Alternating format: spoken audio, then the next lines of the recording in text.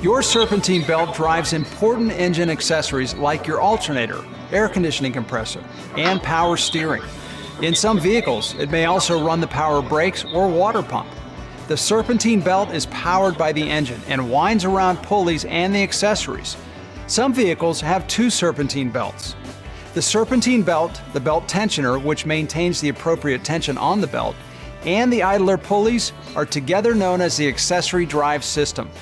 This accessory drive system will just wear out over time. That's why your manufacturer has a scheduled belt replacement interval. As the belt wears, it loses some of its grip, and the accessories may not spin at optimal speeds. For example, if your alternator doesn't spin fast enough, the battery will not completely recharge while you're driving, and you could end up stranded with a dead battery. When as little as 5% of belt material is lost, the Serpentine belt cannot provide the proper traction. This will stress all of the accessories it powers, leading to premature wear and possible early replacement of these accessories. Here's a tip. The service life of the belt tensioner is the same as the Serpentine belt itself, so they should always be replaced together. A worn tensioner prevents the accessories from spinning properly, leading to premature wear and noise.